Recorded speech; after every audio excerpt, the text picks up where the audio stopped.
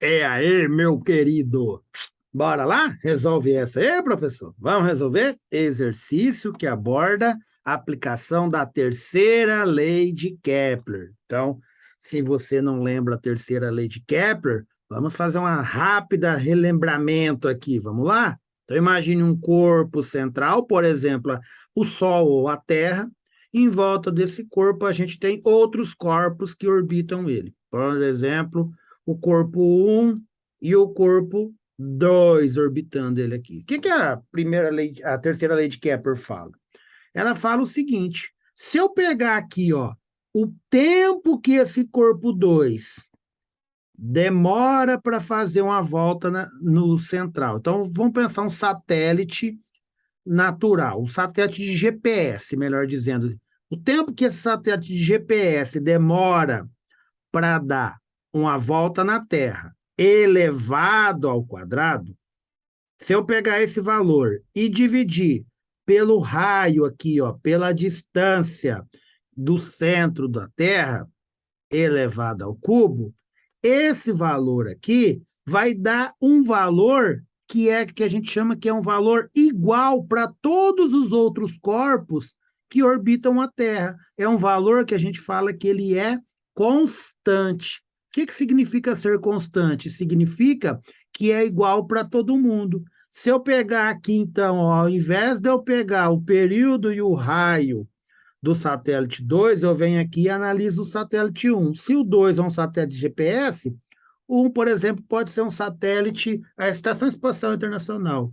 Se eu pegar aqui o valor do período de 1, período é o tempo para dar uma volta, e dividir pela distância que ele está aqui da Terra, vamos chamar isso aqui de raio de 1, então, dividido pelo raio de 1 ao cubo, vai dar esse mesmo valor que a gente chama de constante, porque é o mesmo valor. É isso que fala a terceira lei de Kepler, que para todo corpo que orbita um corpo central, a razão período ao quadrado sobre raio ao cubo dá sempre o mesmo valor. Agora imagine você aqui, ó. Digamos que eu tenho aqui, ó, é, x dividido por 4 igual a y. E eu tenho aqui x mais 2 dividido por 6 é igual a y. Eu não posso igualar essas duas equações? Posso, não posso? Posso fazer, porque as duas dão o mesmo resultado, eu posso fazer assim, ó. X sobre 4 igual a x mais 2 sobre 6. Por que eu posso fazer isso, professor? Eu posso fazer isso porque as duas vão me dar o mesmo resultado. Então, se o resultado é igual, ao invés de eu colocar o valor do resultado dela aqui, eu coloco uma outra equação que me dá esse resultado. Por que eu estou falando isso para vocês? Porque é assim que a gente usa a terceira lei de Kepler. Eu não uso ela para descobrir esse valor que é constante, que é o mesmo para todo o corpo que orbita a Terra. Eu uso ele para calcular qual é a relação entre período e raio de dois corpos. Então, eu vou sempre usar ele comparando o período de 1 ao quadrado pelo raio de 1 ao cubo, vai ter que ser igual ao período de 2, o 2 é o outro ao quadrado, né? Pelo raio de 2 ao cubo. Essa equação ela é usada assim, ó, comparando período e raio de dois corpos. Para quê? Para eu descobrir o período ou raio de algum corpo que orbita a Terra, por exemplo, que eu não conheço.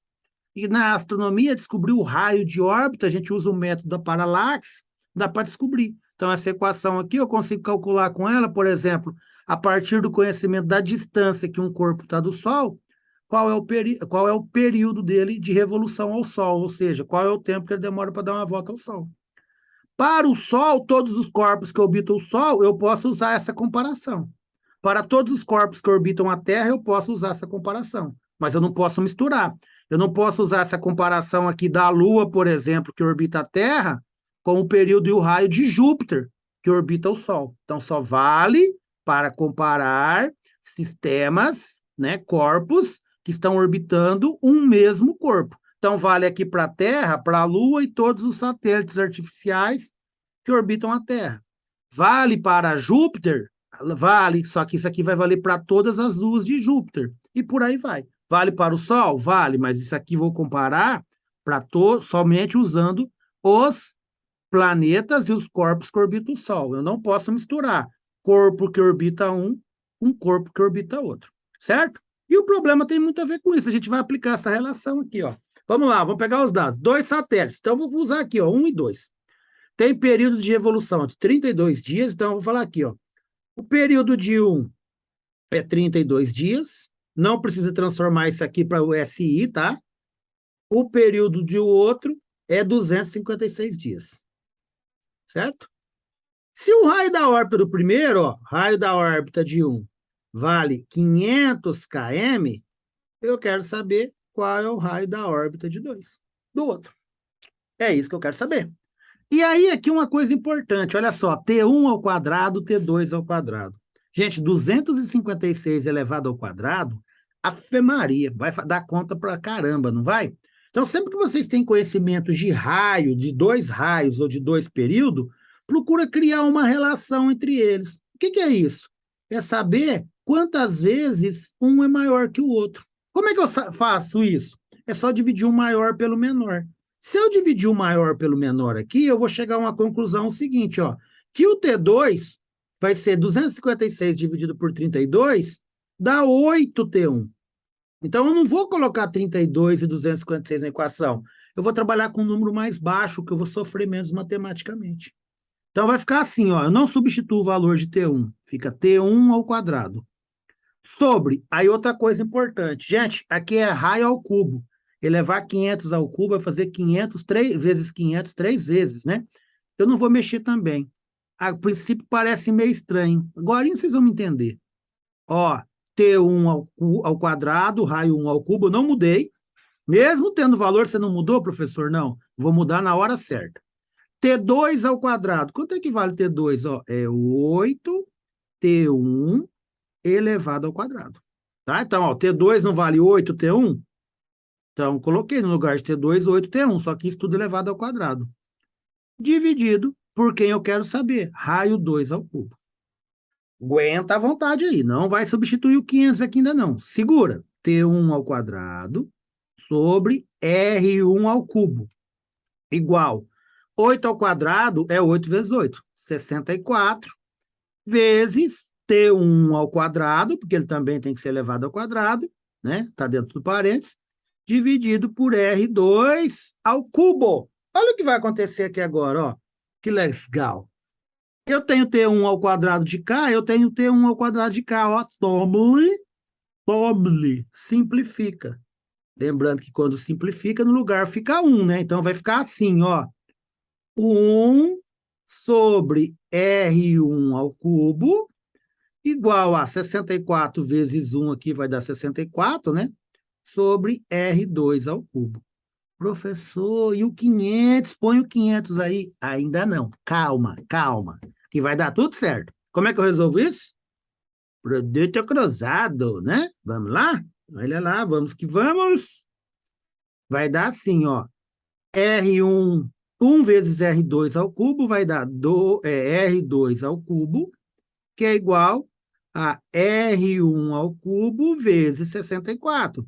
Professor, e o 500? Deixa o 500 quietinho. Vamos lá, vamos continuar. Tem um cubo aqui, o que eu faço do outro lado?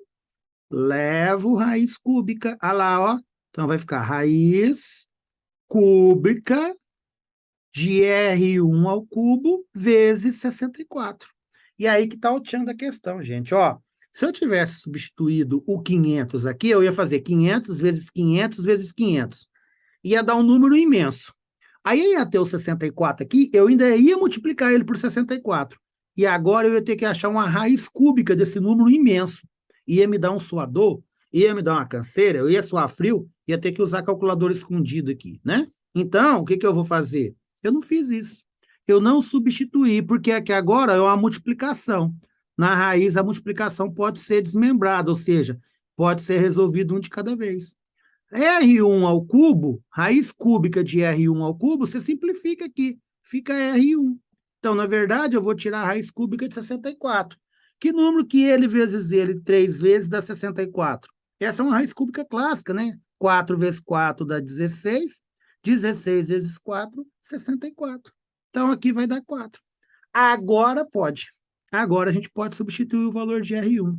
R1 vale 500, R2 é igual a 500 vezes 4. Pronto.